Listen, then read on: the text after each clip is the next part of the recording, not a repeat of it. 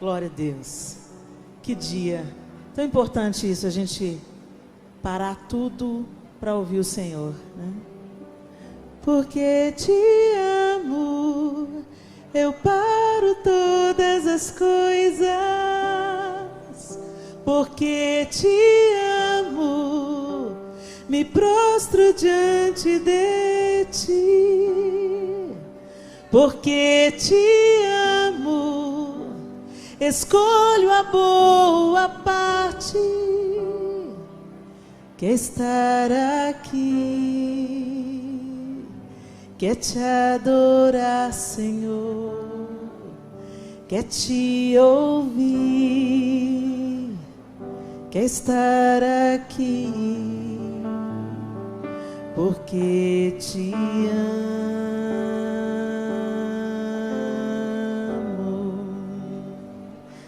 Senhor, nós queremos continuar te ouvindo. Manifesta-te a nós. Ensina-nos, Senhor, os teus caminhos. Que todo cansaço agora do nosso corpo físico dê lugar à ministração do teu Santo Espírito. Porque aqueles que esperam no Senhor renovam as suas forças. Correm, não se cansam. Caminham, não se fadigam. Ó Deus, em nome de Jesus, nessa palavra final, nós te pedimos, Senhor, que a gente absorva tudo que o Senhor quer nos ensinar. Em nome de Jesus. Amém e amém. Glória a Deus. Abra sua Bíblia comigo em 1 Reis, capítulo 17. 1 Reis 17. E nós vamos ler a partir do verso 1.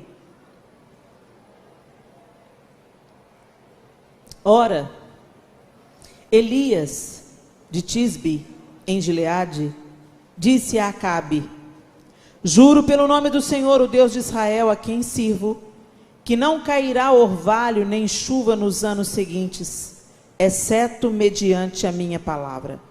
Depois disso, a palavra do Senhor veio a Elias: saia daqui, vá para o leste e esconda-se perto do riacho de Querite, a leste do Jordão. Você beberá do riacho, e dei ordens aos corvos para o alimentarem lá. E ele fez o que o Senhor lhe tinha dito. Foi para o riacho de Querite, a leste do Jordão, e ficou lá. Os corvos lhe traziam pão e carne de manhã e de tarde, e ele bebia água do riacho. Algum tempo depois, o riacho secou-se por falta de chuva. Então a palavra do Senhor veio a Elias: vá imediatamente para a cidade de Sarepta de Sidom e fique por lá. Ordenei a uma viúva daquele lugar que lhe forneça comida. E ele foi. Quando chegou à porta da cidade, encontrou uma viúva que estava colhendo gravetos. Ele a chamou e perguntou: pode me trazer um pouco d'água numa jarra para eu beber? Enquanto ela ia buscar água, ele gritou: por favor, traga também um pedaço de pão. Mas ela respondeu: juro pelo nome do Senhor, o teu Deus, que não tenho nenhum pedaço de pão. Só um punhado de farinha num jarro e um pouco de azeite numa botija. Estou colhendo os 2 gravetos para levar para casa e preparar uma refeição para mim e para o meu filho, para que a comamos e depois morramos. Elias, porém, lhe disse: não tenha medo. Vá para casa e faça o que eu disse. Mas primeiro, faça um pequeno bolo com o que você tem e traga para mim. E depois faça algo para você e para o seu filho. Pois assim diz o Senhor, o Deus de Israel: a farinha na vasilha não se acabará, e o azeite na botija não se secará, até o dia em que o Senhor fizer chover sobre a terra. Ela foi e fez conforme Elias lhe dissera. E aconteceu que a comida durou muito tempo para Elias e para a mulher e sua família, pois a farinha na vasilha não se acabou e o azeite na botija não se secou, conforme a palavra do Senhor proferida por Elias. Vamos até aí. Aleluia. Como nós dissemos no período da tarde, mulheres fortes e confiantes. E é impossível a gente olhar agora para o exemplo dessa viúva. Gente, Deus tem uma característica tão linda. Ele usa os menos prováveis. Ele faz questão de usar os menos prováveis, para que ninguém tenha dúvida de que a excelência do poder é de Deus, que é tudo sobre Ele, não é sobre o vaso, é sobre o poder de Deus. E Ele escolhe as coisas loucas e desprezadas por esse mundo.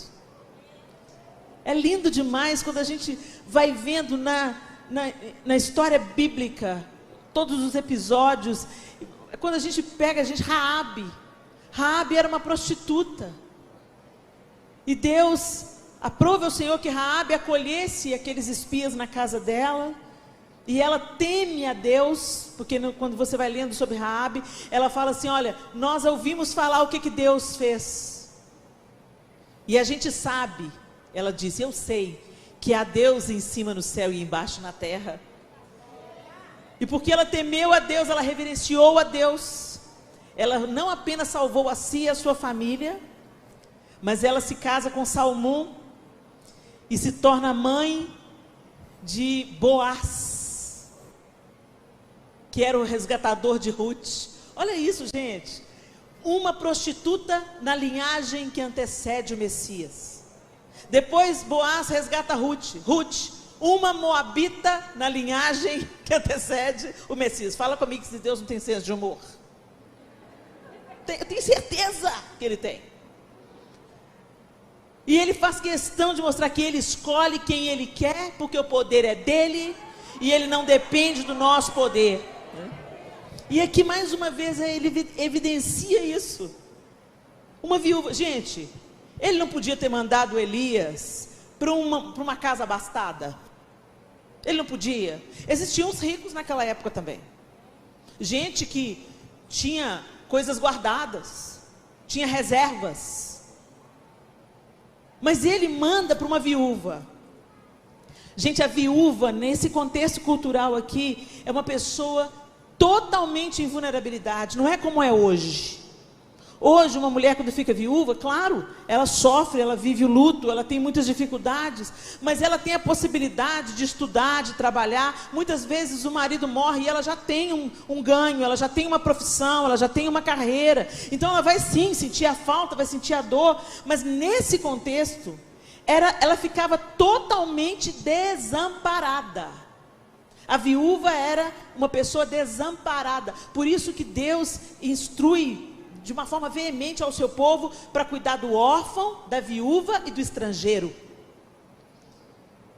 Porque o povo de Deus também foi estrangeiro no Egito. Então Deus sempre chama a atenção para essa categoria de pessoas: o órfão, a viúva, o estrangeiro. E a gente sabe que é por causa da vulnerabilidade desse grupo. Deus pega esse povo assim e põe debaixo da asa, né? Eu vou cuidar deles. São vulneráveis. Quando Noemi ficou viúva e ela volta para Israel, ela volta para Belém, de onde ela havia saído com seu marido, para onde que Ruth vai? Ruth vai catar espigas na plantação, porque era isso que uma viúva podia fazer. Quando chegava o tempo da colheita, as espigas que caíam do carro, do cavalo, não podia ser recolhida. Se caiu, ficava no chão. Para quê? Para alimentar a viúva, o órfão, o estrangeiro. E Ruth, por ser mais jovem, ia lá catar as espigas de milho, parte para elas comerem, parte talvez para comercializar, não sei, nunca estudei mais profundamente sobre isso. Mas o fato é que deixava ali aquelas espigas para que elas conseguissem sobreviver. Boaz, até vendo aquilo, falou assim: deixa cair mais, né? E aí Deus chama uma viúva. Ele fala para Elias: vai para Sarepta, porque eu ordenei a uma viúva. A uma viúva. E gente, não era só uma viúva. O texto fala para a gente que ela era uma viúva em estado de extrema pobreza e necessidade. Ela estava recolhendo graveto para preparar a última refeição. Eu não sei se vocês já tiveram experiência da provisão de Deus nos 45 do segundo tempo. Fala comigo se ele não é especialista disso. 45 do segundo tempo, quando não é na prorrogação. E Deus não faz isso por maldade não, gente. Deus faz isso para esticar nossa confiança nele. Vamos ver até onde você confia, né? É aquela história do pai que fala: pula. Mas essa mulher, ela tem umas características que nos ensinam tanto. Elias obedeceu o que o Senhor havia dito. A palavra do Senhor veio: vá imediatamente para a cidade de Sarepta de Sidom e fique por lá. Ordenei a uma viúva daquele lugar que lhe forneça comida. Deus não escolheu um forte, um rico, uma pessoa abastada. Deus escolheu uma viúva vulnerável, porque Deus também não queria apenas abençoar Elias, queria abençoar aquela família. Então eu volto naquilo que eu falei de tarde. Quando o Senhor fala para a gente perdoar, quando o Senhor fala para a gente andar a segunda milha, quando o Senhor fala para a gente dar a túnica e também a capa, Ele não está pensando só naquela pessoa que nos feriu, naquela pessoa que está exigindo demais de nós. Ele está pensando também em nós. Ele está trabalhando lá e está trabalhando aqui. O Senhor não nos pede absolutamente nada para nos abusar. E a gente, às vezes, se a gente lê desapercebidamente o texto e a gente pensar sob a ótica distorcida e doente desse século, a gente pensa assim: mas pelo amor de Deus, gente, ela é uma viúva, isso é um abuso. Hoje, facilmente, Elias ia ser chamado de explorador, de abusador. Que vergonha! Você não tem vergonha não, seu marmanjo? Você diz que é profeta de Deus, está pedindo dinheiro para a viúva? Facilmente. Por isso que a gente tem que prestar muita atenção na verdade da palavra, porque nem sempre, a maioria das vezes, ela não está em consonância, em concordância com a verdade desse tempo que a gente está vivendo. Parece loucura, por isso que a palavra de Deus diz que a sabedoria de Deus é loucura. Aí você pensa assim: mas eu vou perdoar aquele safado sem vergonha que me traiu? Para o seu próprio bem, para a sua própria saúde emocional, mental, espiritual e física. Porque se nós ficamos adoentadas espiritualmente, emocionalmente, fatalmente, mais dia menos dia, isso vai sair no corpo. Então, quando o Senhor manda a gente perdoar, não é só simplesmente querendo abusar, ou falar que você não tem razão, ou falar que aquele que te fez sofrer que tem razão. Deus não está tomando partido, Deus está cuidando da sua saúde. Você não consegue carregar esse fardo, você não consegue cuidar de si mesma, você não consegue curar o seu próprio coração com ressentimento, dando comidinha para o ódio. Então perdoa. Se te mandarem andar uma milha, anda duas, quer dizer, seja abundante na sua generosidade. Por quê? Porque isso vai te curar, e isso vai te curar. É remédio, pode parecer amargo na hora que toma. Já viu remédio amargo? Ai, para engolir a dureza, mas é esse aí que vai te curar. E aí ele pede para essa viúva, e é interessante que o Senhor falou para Elias que já tinha ordenado para ela. Não sei como é que se deu isso não, mas se o Senhor falou, ele não é homem para que minta, nem filho de homem para que se arrependa. Se Deus falou com a viúva, está falado. Algum sinal essa mulher recebeu. Agora vale lembrar também, gente, que dentro dessa cultura aqui, oferecer um copo d'água para uma pessoa que está chegando, comida e teto, é uma questão de honra. É uma questão de honra, é cultural. Você não despede a pessoa de mão vazia, você não nega um copo d'água para uma pessoa. Não tem essa opção dentro dessa cultura. Não tem essa opção. Se uma pessoa te pede, você vai lá, é água, é comida, é abrigo, eu tenho que dar. Ok? É uma questão de honra. Se eu sou uma pessoa que minimamente temo a Deus e ando segundo os princípios do Senhor, eu não vou negar um copo d'água, eu não vou negar um prato de comida e eu não vou negar hospedagem para quem está de passagem, para quem está viajando. Então é nesse contexto que Elias chega e fala. Ele vê essa mulher no verso 10. E ele foi, quando chegou à porta da cidade, encontrou uma viúva que estava colhendo gravetos. Ele a chamou e perguntou: pode me trazer um pouco d'água numa jarra para eu beber? Enquanto ela ia buscar água, quer dizer, ela nem questionou. Pode me buscar? Era como assim, é um pedido, é uma ordem. Vou buscar água. Enquanto ela estava indo, se isso acontece hoje, meu Deus. Ele grita assim: por favor, traga também um pedaço de pão. Se faz isso com você hoje, você vê isso. O que é, folgado? O cara está pensando que é? Te conheço. Já não basta água. E ela vira para ele e fala assim: eu juro pelo nome do Senhor, o teu Deus. Olha isso.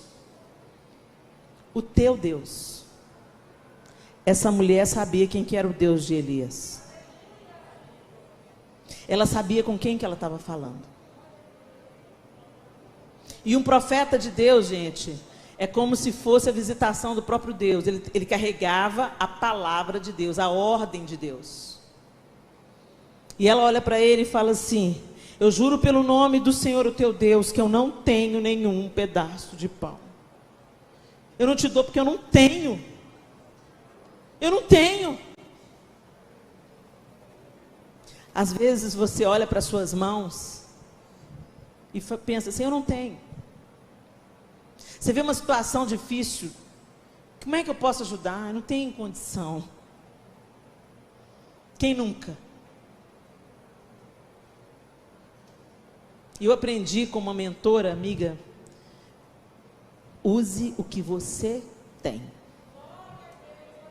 Não precisa de almejar grandes coisas, não. Use o que você tem. E ela fala assim: olha, eu não tenho pão, só um punhado de farinha num jarro e um pouco de azeite numa botija. Eu só tenho isso. E tem mais, além de você ter isso, eu estava vindo aqui buscar uns 2 gravetos para preparar a última refeição para mim e para o meu filho, para a gente comer e depois morrer, porque acabou a comida. Então ela tinha todos os motivos para olhar para a sua situação, olhar para a sua despensa, olhar para a sua condição e dizer: eu não posso ajudar. Aliás, era você que tinha que me ajudar. Porque você é um homem de Deus. E eu sou uma viúva. E eu tenho um filho. E nós dois estamos com fome. E aí começa a ladainha. O Deus é melhor, Deus me ajuda aí. Ela fala. E Elias lhe disse: não tenha. Qual que é a palavra que está aí? Medo. Não tenha medo. De que você está com medo? De que você tem medo?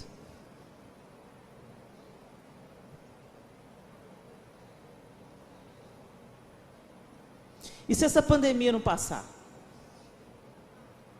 De que você tem medo? E se tiver lockdown de novo e depois vier um vírus mais forte? De que você tem medo?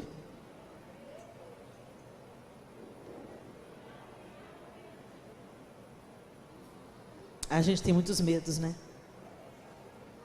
Não temos, gente? Ou sou só eu? A gente tem medo de perder alguém querido. Primeiro medo. Perder alguém para o vírus. Perder a própria vida. Perder a provisão, perder o trabalho, perder a condição de sustentar. sua casa, seus filhos.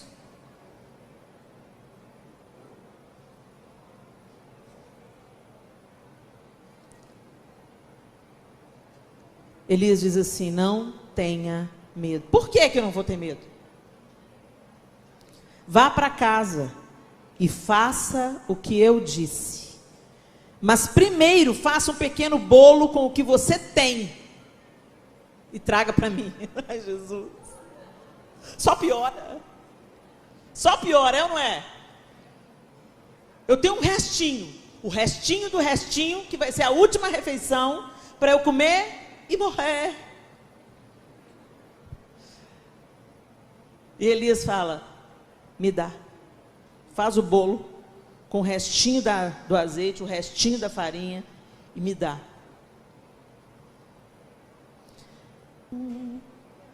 Quem achar a sua vida a perderá.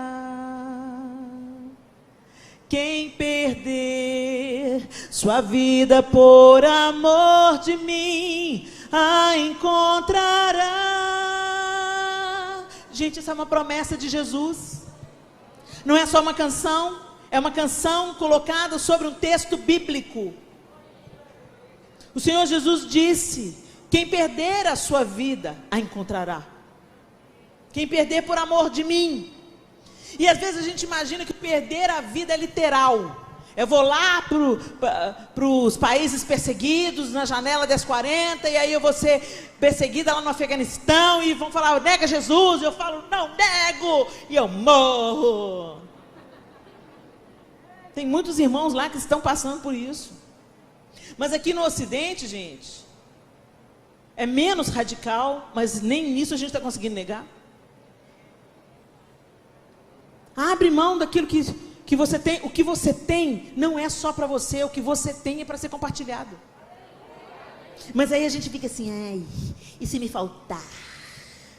Igual o Smiggle. My precious. Para você que não sabe quem que é Smiggle, nem My Precious, Senhor dos Anéis. Tinha um anel que era precioso. E ele ficava doido com o anel. E ninguém podia ter aquele anel. E ele olhava para o anel. E era seduzido, escravizado pelo anel. Precioso. E quanto precioso tem na sua vida? Tem gente morrendo de fome e você com a continha gorda. Não, porque a gente tem que se prevenir, né, Helena? Sim, a gente tem que ser prudente, sim. Mas e que parte da sua vida você tira? Alguma parte do que você ganha você guarda? Prudência, isso é inteligência financeira, muito bem. E que parte daquilo que você ganha que você ministra na vida de alguém? Que parte do dom que você tem que você compartilha para abençoar a vida de alguém? O que você sabe fazer que pode abençoar a vida de alguém? Quando a gente lê o texto de Provérbios, que inspira esse tema, reveste-se de força e dignidade, a mulher de Provérbios, sorri diante do futuro. Se veste de quê, gente? De força e dignidade. A nossa força não está no dinheiro, a nossa força não está no dom que a gente tem, a nossa força não está naquilo que a gente pode fazer. A nossa força vem de um Deus que faz milagres. Eu amo essa música. Minha força vem de um Deus que faz milagres. Minha fé está além do impossível. Essa parte eu confesso que não é bem assim, não. Para mim. Minha fé está sendo forjada dia após dia. Agora, a outra parte eu posso continuar. Minha esperança viva está, meu coração não quer parar, pois nunca é tarde, não é tarde para se sonhar. E sonho bom é sonho que a gente sonha junto. Não é só sobre mim. Gente, eu estou insistindo muito sobre isso. Porque a gente precisa entender que a nossa vitória consiste em pensar no reino, no coletivo e não no individual. É para fora de nós. A gente se enche de Deus para transbordar. A gente não enche para virar uma represa. A gente enche para transbordar, e enche para transbordar, e enche para transbordar. E essa viúva tinha o restinho, mas ela transbordou. E aí o que Deus fez? Encheu de novo. Se está cheio, Deus não pode encher mais.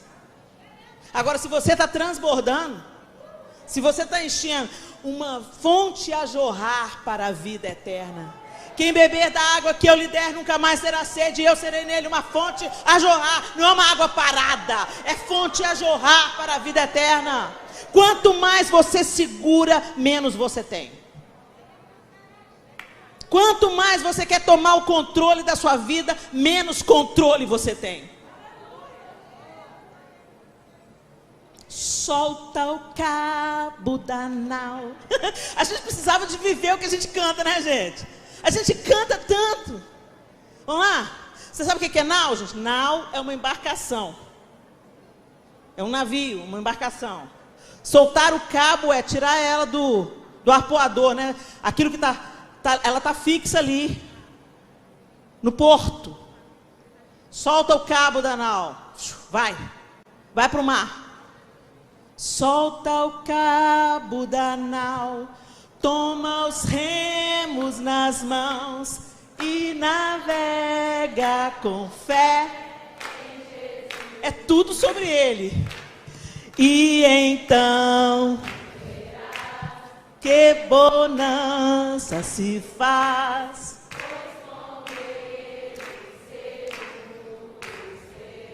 É isso. Se ele está no barco, você vai chegar na outra margem.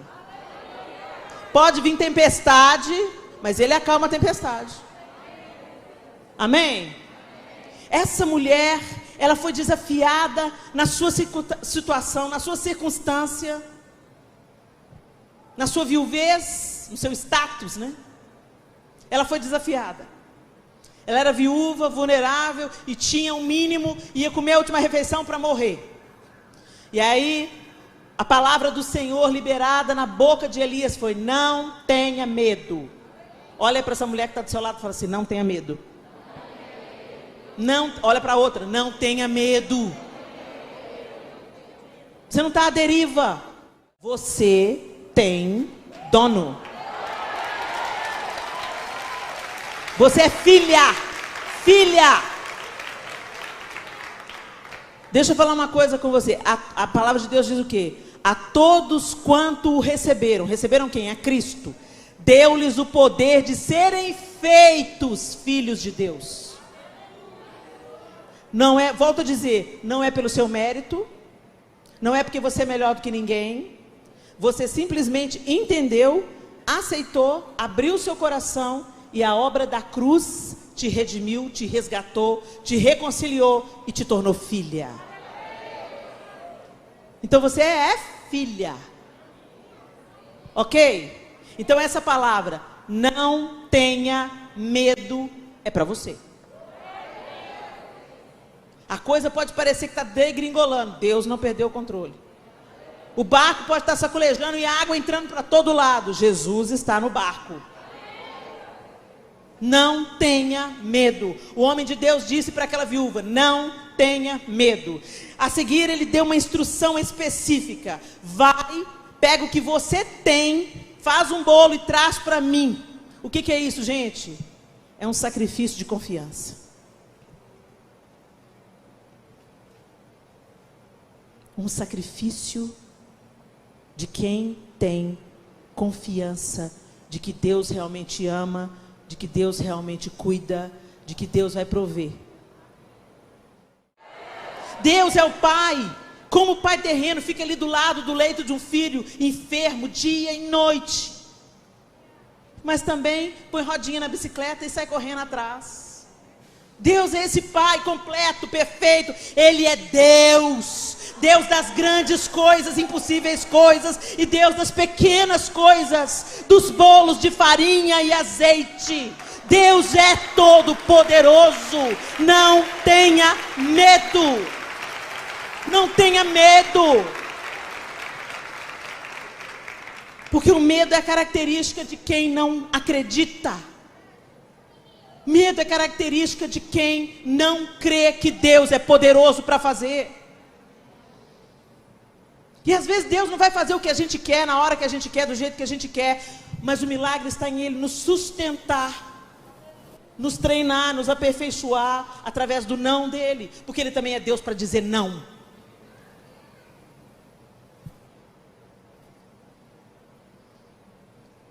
Para de reter o que Deus tem te dado. Para de vacilar, querendo ter o controle das coisas. Para de ter medo, porque as circunstâncias não são favoráveis. Porque a pandemia pode isso e pode aquilo. A pandemia virou um pandemônio. Deus está no barco. Você entregou sua vida para Ele? Ele está no barco. No dia que você entregou sua vida para Ele, Ele entrou no barco. Ele tem o poder de acalmar a tempestade. Ele tem o poder de te fazer atravessar. Ele tem o poder de te fazer andar sobre as águas. Ele tem todo o poder. Mas nós não experimentamos de experiências riquíssimas com a provisão, com a bondade de Deus, porque nós somos filhos, mas pensamos como empregados. Queremos servir a Deus para ver se Deus dá o pagamento para a gente. Da nossa bondade, do nosso serviço na casa do Senhor. Isso é mentalidade de empregado. O filho é aquele que serve porque é filho. Tudo que é dele é meu, é minha casa. É uma mentalidade diferente. A viúva foi. O profeta pede a ela uma coisa absurda. Ela não questiona. Ela foi e fez conforme Elias lhe dissera. E aconteceu que a comida durou muito tempo para Elias e para a mulher e sua família. Eu fico imaginando ela tirando farinha e azeite e amassando o bolo. E amassando, ó, deu um, então eu vou levar. Ué, mas sobrou ainda, farinha, azeite, ó, para mim, que é para mim. Ó, ainda tem farinha, azeite.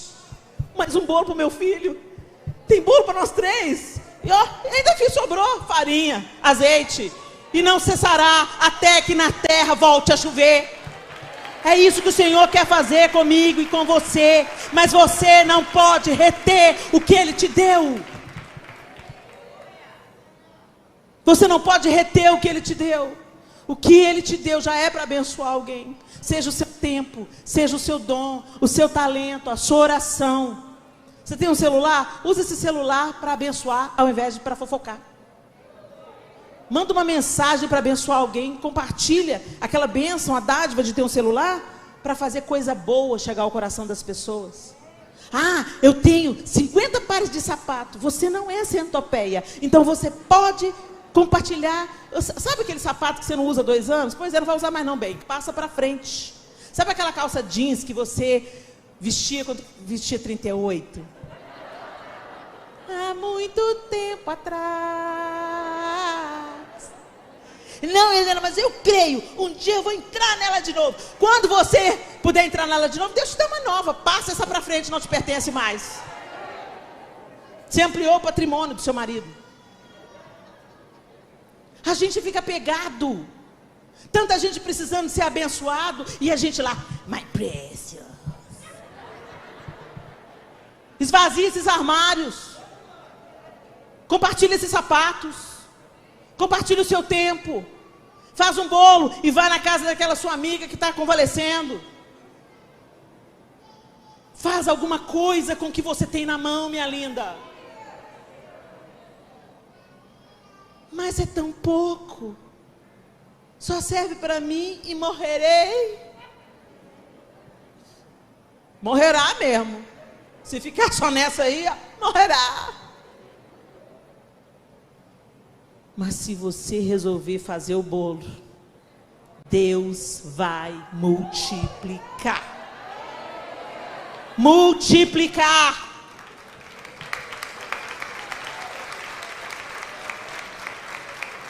E Ele não vai fazer isso porque Ele é nosso servo. Ele vai fazer isso porque Ele zela pela sua palavra. Tudo que Ele colocou em nós não é para ser retido, é para ser compartilhado. E gente, quando a Bíblia fala melhor é dar do que receber, é a pura verdade. É uma delícia você ver que você está tendo resposta. Às vezes algo que não faz a menor diferença para você. Eu ganhei um perfume importado há uns anos atrás. Fui ministrar nos Estados Unidos e uma pessoa me deu um perfume, caro perfume. Mas aquele perfume, quando eu recebi aquele perfume, eu falei assim, engraçado, esse perfume parece que não é para mim. Acho que eu sou só a portadora desse perfume. Não quis abrir o perfume, porque eu falei assim, se eu deslacrar o perfume, fiquei com o perfume, guardei o perfume. Aí um dia, eu estava arrumando as minhas coisas, estava lá o perfume, fechadinho, lacradinho. Eu senti no meu coração de ofertar na vida de uma pessoa muito próxima a mim.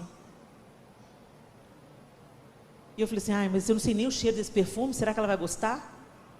Mas eu obedeci. Se ela não gostar, passa para frente, dá para os outros. E eu mandei entregar para ela, nem entreguei pessoalmente, pedi para entregarem. Ela me ligou e falou assim, você não acredita. Isso o quê? Ela e o marido estavam passando por uma fase financeira muito difícil.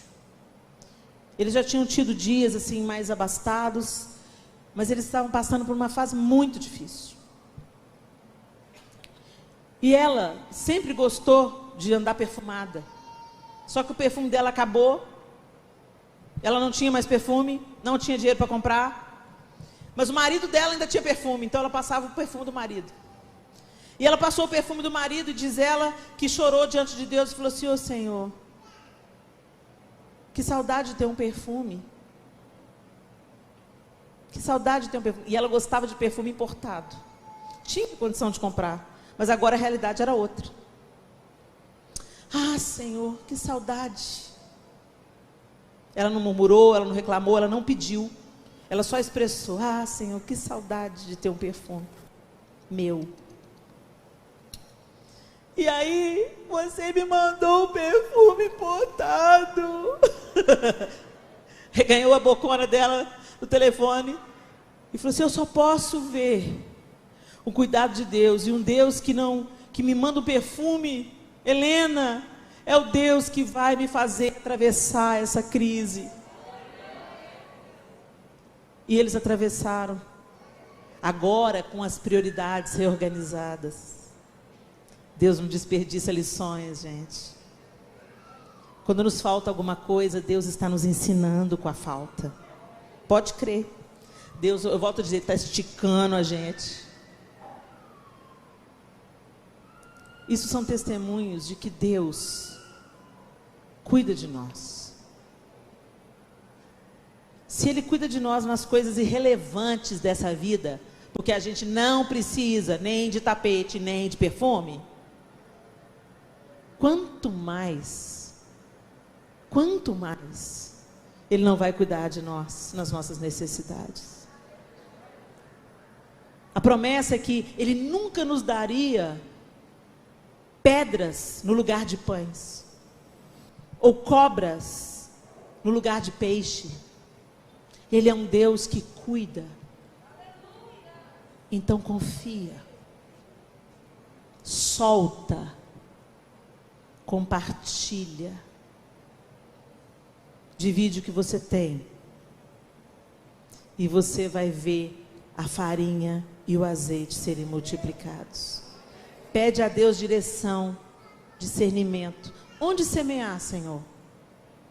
Onde o Senhor quer, Senhor, que eu compartilhe o meu tempo? Onde o Senhor quer que eu sirva com o meu dom? Com quem eu vou dividir os meus pares de sapato, Senhor? Me mostra, Senhor, quem está precisando. Me leva, Senhor. Conta comigo para fazer o milagre, a provisão e o cuidado chegar na vida de outra pessoa.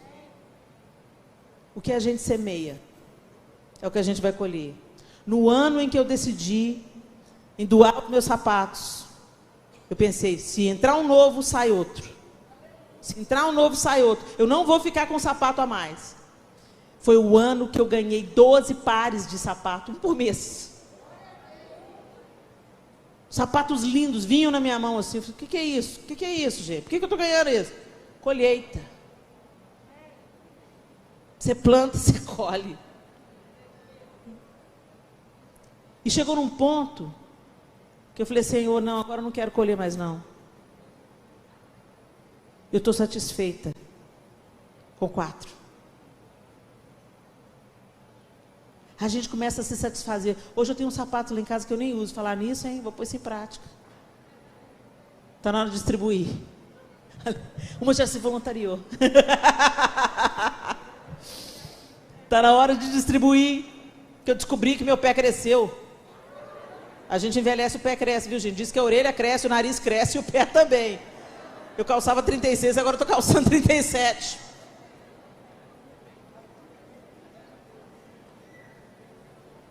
A viúva em Sarepta.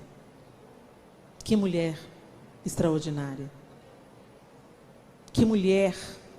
E quando você continua lendo a história, e eu te encorajo a fazer isso, você vai ver que o milagre não entrou apenas na provisão da comida, na manutenção da vida que eles levavam, mas o milagre entrou na ressurreição do seu filho. Elias foi o homem de Deus que ressuscitou o filho daquela mulher que morreu. Quando o milagre entra, ele entra com força. Quando a provisão entra plenamente. Então não só negue, não tema, não tenha medo, não segura, compartilha. Você pode fazer tanta coisa linda com uma mensagem, com um bom dia, que o Senhor abençoe o seu dia, com um áudio de oração. Oh Deus, eu quero orar pela fulana agora. Isso é compartilhar a vida, gente. Às vezes a gente pensa que é só sobre bem material. Bem material é nada. A gente não leva caixão anexo com as nossas coisas. Nem a roupa que a gente vai ser enterrada a gente escolhe, a não ser que a gente seja muito doidona e já deixa pré-estabelecido. Então não se importe. Mas Helena, use o que você tem. Use a sua oração, use a sua palavra, use a palavra de Deus, use o seu tempo, use o seu dom de cozinhar, use o seu dom de manicure, de cabeleireira, use o seu dom para servir o seu próximo, para servir ao Senhor, para alargar as portas do reino, para que elas alcancem aquelas pessoas que Deus quer alcançar. Fique de pé no seu lugar.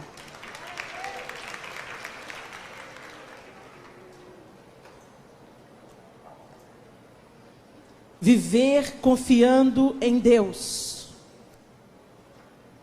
é a nossa esperança. Se os nossos olhos são retirados do Senhor, nós vamos ser abalados. Nós vamos começar, se os olhos não ficarem fitos em Jesus, nós vamos começar a olhar para as ondas e vamos começar a afundar. É nessa confiança, nesse relacionamento com Deus, que nós seremos resgatadas do egoísmo, do desejo de controle, da incredulidade, que todos os dias, a incredulidade, gente, ela é igual uma erva daninha. Ela brota assim, sem você plantar. Quando você pensa que não, o seu coração está tomado pela erva daninha da incredulidade. Mas o Senhor quer levar a gente para um outro nível de confiança. Confiança tal que você não retém o que você tem para abençoar outra pessoa, para obedecer a Deus. Que essa viúva seja essa inspiração. Meu coração, aprenda a confiar. Meu coração, aprenda a descansar. Meu coração, aprenda a confiar em Deus. Ele é o único que pode te ajudar. Talvez você precise declarar hoje a sua confiança. Você está dirigindo o carro da sua vida e Jesus está no banco de trás. Você quer ter as rédeas nas mãos e você acha que você consegue. E já está exausta. Porque é nesse lugar que a gente chega, a exaustão. Quando a gente quer controlar coisas que não somos aptas a controlar. Me perdoa, Senhor, por querer ter o controle de todas as coisas.